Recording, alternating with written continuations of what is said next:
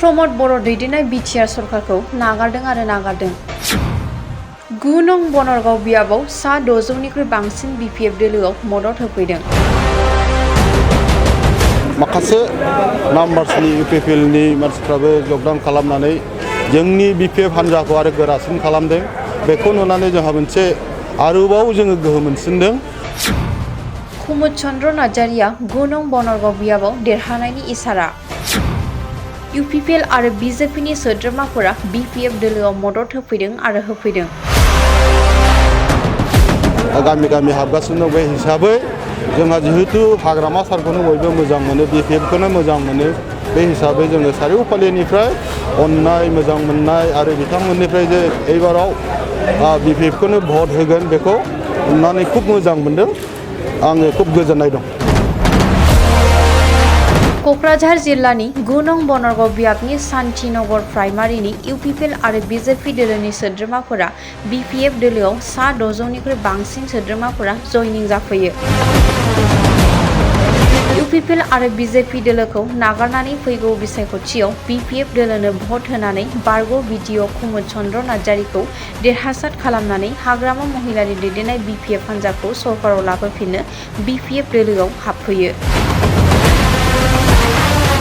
खुब मोजां लक्षण।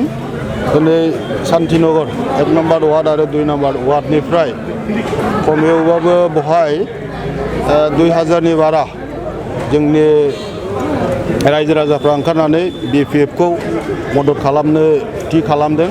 लोगोसे बहायनो 600+ BJP आरो माखासे नाम्बार्सनि UPPL नि मानसिफ्राबो जगदान खालामनानै जोंनि BPF हान्जाखौ आरो गोरासिन खालामदों।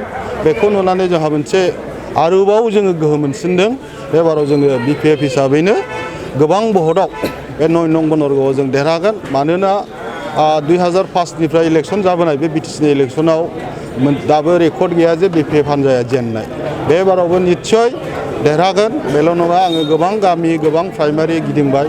जोंनाव 13टा प्राइमारि दङ, 300टानि बारा गामि दङ। आंबो गिदिंदों, आंनि ब्लक लेभेलनि टिमाबो गिदिंदों, प्राइमारि लेभेलनि टिमफ्राबो गिदिंदों।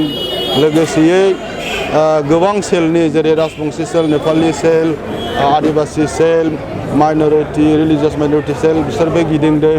बेनि अनगायैबो जोंहा डिस्ट्रिक्टनिफ्राय सेन्ट्रेलनिफ्राय जोंनि माखासे दैदेनगिरिफ्रा गिदिंदों आरो माखासे जोङो टिम बानायनानै होनानै गामि गामि हाबगासिनो बे हिसाबै जोंहा जिहेतु हाग्रामा सारखौनो बयबो मोजां मोनो, BPFखौनो मोजां मोनो। बे हिसाबै जोङो सारिय'फालेनिफ्राय अननाय मोजां मोननाय आरो बिथांमोननिफ्राय जे एबाराव BPFखौनो भट होगोन बेखौ नुनानै खुब मोजां मोनदों। आङो खुब गोजोननाय दं। बियो जेबो प्रभाब गोग्लैया। खारन राजिब फंबाय बिथाङा गोदो BPFनिनो जानानै MCLA देरहालांदोंमोन। बेजों न' दाउट साफा सानै सेंग्राफोर थांदों, खिन्थु गार्जेन थरफनि थाङाखै। बिथाङा दासिमबो गामि लेभेलाव जों जेरै प्राइमारि दङ बा ब्लक कमिटि दङ, बे रोखोमनि बिसिनाव कमिटिबो गैया। जायनि थाखाय बिथाङा मोनसेबो प्लेटफर्माव मिटिं खालामहैनाय, रायजोफोरखौ लानानै मिटिं खालामहैनाय बेबायदि खालामाखै। बिथाङा स्रोदै थांखोमादों। थांखोमानानै जबरदस्तियै रायलायनो आरिनो होननानै जुथुमो, लगे लगेनो डाइरेक्ट थफि सोनानै होयो। ओमफ्राय BJPनि बे मालाखौ गानहोयो। बे रोखोमसो जों नुदों। लोगो लोगो जोङो बे थांनानै जोङो रायलायहैयोब्ला जोंखौ जबरदस्ति खालामदों होननानै बुङो। आरो फिल्ड लेभेलनिफ्राय फिडबेक मथे खुनु बे रोखोमनि गार्जेन थरफनि रावबो थाङाखै। गावजों गोदो माखासे थांबानाय बे रोखोम थांदों। आरोबाव बे नैबे देबरगाव समस्तनि साब्रै साबासो दङ, बिसोरो बेजों थांफानानै ओरैनो गिदिंलाबायहैयो। जुजिनायखौ जोङो रावखौबो गोरलै लाया। UPPLखौबो जों गोरलै लाया, कंग्रेसखौबो जों गोरलै लाया, BJPखौबो गोरलै लाया। मुथथे गासिखौबो एखे रोखोमनि जोंनि जुजिनांगौ हिसाबै जोङो जुजिगोन। दा बे थाङै थुङै जिहेथु देरहाहैगोना जोंनोखा, ओंखायनो फारफ्रोमबो दोलोखौ जोङो गोरलै लाया। बे हिसाबैनो जोङो बुरजा मार्जिनाव देरहानायनि थाखायसो जोङो दा बेबायदि जयनिं हाबाफारि मेल मिटिं जोङो खुंगासिनो दङ। बनरगाव समस्ति हिसाबै पार्टि दोलोनिफ्राय माबाफोर गेदेर मिटिं लानायनि बा जयनिं हाबाफारि लानायनि?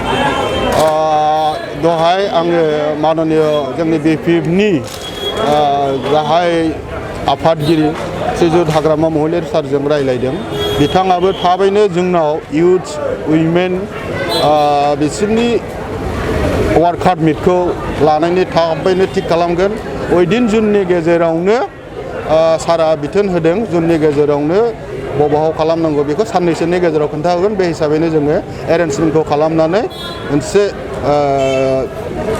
साक्सेसफुल मोनसे जोङो वार्कशप बानायगोन आरो